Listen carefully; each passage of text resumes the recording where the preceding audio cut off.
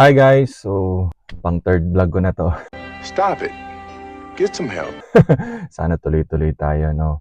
So, ngayon guys, samahan niyo po ako. Hatid ko yung anak ko ulit. Then, try na natin attempt this time na magpa-haircut.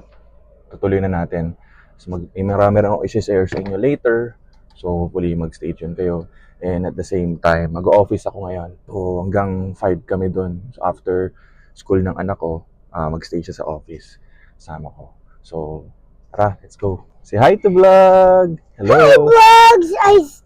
I just scream! Oh, yes, you scream. So, tala guys, samahan nyo kami. Hatid ko tong si Bulinggit. Nah. Eyes and ears and mouth and nose. No, head, shoulders, face, and toes. Okay, kakababa ko lang sa anak ko. On the way na ako sa office. Pero pipila muna ako sa Landers ulit. Kasi hanggang 5 pa naman ako. Mas binago ko yung angle kasi makalog. Hindi siya stable. Baka meron kayong masuggest na parang yan, holder sa car ng camera or cellphone na hindi makalog. Kasi makalog pa rin siya, di ba?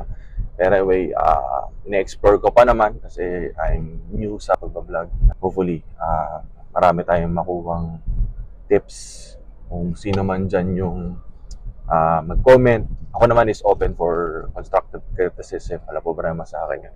Anything na mas mapapa-improve yung pagbablog ko, I'm welcome with that.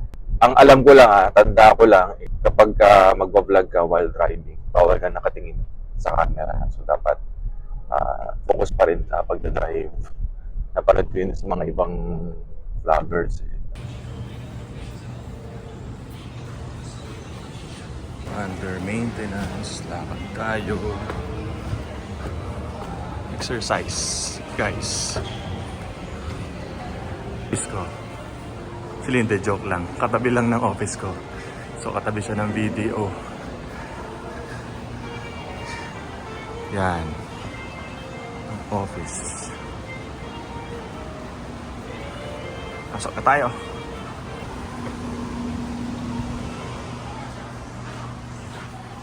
Hi guys, so nasa office na ako. Meron lang akong ibang gagawin dito, like asikasuhin ko yung meron kasi akong returning advisor. Not so sure kung kaya pa siya or plano niyang to return this year or I think next quarter or by next year na. Pag-uusapan na lang namin yung game plan namin dyan. So shout out kay Roy. Parang may naamoy ako hindi maganda. So, yun yung babalik kong advisor. By the way, I'm a unit manager din, guys, sa insurance company. So, I'm building my own team. Currently, I have ganabang team ko. So, mag-30 manpower kami right now. Mag-32 may makukode ako. Hopefully, this July, may makukode ako July or August. Okay. Then, some news related din sa company ko. So, meron akong napa-approve na claim. This is my third major claim. Kung makikita nyo sa personal Facebook ko, ang na-approve namin is death claim. So, it's so sad. Condolence sa family. Yung client, actually yung client talaga originally is naging client ko rin sa dati kong work sa bank industry. Tapos, naging client ko rin siya dito sa insurance. Then, kinuha niya yung mother niya. And si mother, naalala ko, napa-approve namin yun nung way back 2020. It's pandemic. At that time, sobrang talaga, di ba, gawa ng COVID. Pero hindi na siya na-require ng i-medical. Na-rated lang siya. So, nag-increase kahit pa paano yung premium na binabayaran niya. Pero, what matters most is na-approve yung policy. Then, recently nga, kinuha na siya ni Lord. Pero, syempre, hindi naman mapapalitan ng anything like the claim talaga yung life ng client ko. Pero still, mahalaga na approve yung claim, na-release yung claim. Fulfilling lang na promise ng company. Syempre, hindi pa rin siya biro, di ba guys? Pero it's somehow, for me, it's a good news kasi na-approve. Kasi hindi naman na-approve lahat ng death claims, insurance claim, health insurance claim, hindi lahat. So far, lahat naman ng claims ko na-approve naman. Meron na akong health insurance, way back yung client ko nagkaroon ng breast cancer. Meron na rin akong 2 death claims. Then meron na akong mga multiple hospital income benefit claims. So that's somehow, kumbaga, doon mo makikita yung work namin talaga na financial advisor na talaga, kumbaga full-fledged. Kasi nagawa ko na lahat ng servicing eh. And I'm been with this company for mag-8 years na. This August, by the way, mag-anniversary na po ulit ako. So, yun, with regards dun sa sinubmit kong application kahapon, client ko rin sa HMO. So, waiting na lang for signal ng HMO company para to pay kasi via credit card siya magbabayad. Meron kasing installment kapag using BDO. Then, on process yung 3 applications ko rin na health insurance, yung kinuwent ko sa inyo kahapon. And by the way, I would like to thank you din pala dun sa client ko, si Ma'am Grace and si Sir Alex. Kasi hindi ko in-expect kasi grabe, sobrang generous itong client ito. Nag-walk-in lang sila dito. It so happened, di na sila service ng advisor nila. So, I just helped them na i-process yung copy, ng hard copy ng policy nila kasi naka-e-policy siya. So, natuwa sa akin. Actually, 3 beses niregaluhan na ako. Ang dami. Share ko sa inyo. Kasi siguro i-post ko dito kasi sobrang happy lang din ako sa generosity nila. Sobrang happy lang ako na hindi naman lahat ng client ganun sa akin. Imagine nyo guys, so, niregaluhan niya ako ng Technomarine. Guys, Technomarine yan. So, hindi siya biro. 2 weeks pa lang kami magkakakilala.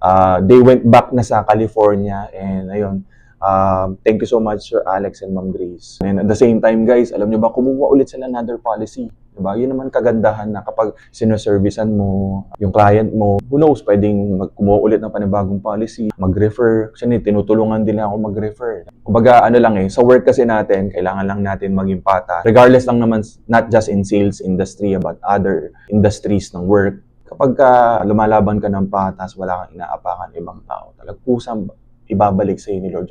You're not expecting for any blessings, diba? Pero magugulat ka, ito na pala yun, binibigay ni Lord sa'yo.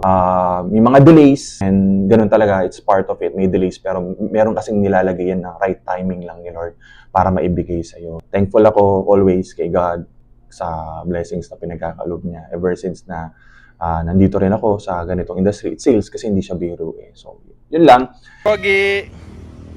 So, the Thailanders, haircut time. Let's go! Leo, you want to have a haircut? No! No haircut? No! Why? Because I don't want to. Just me, okay?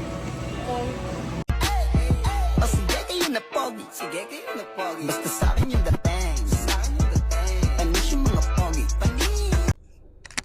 So hi guys, balik na kami sa house. Hindi ko na vinlog yung mga afternoon, like sa Landers, nung bumalik ko sa office, na vinlog.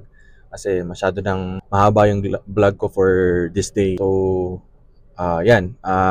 Success na avail natin yung free haircut natin. So, rate nyo na lang kung kamusta yung haircut.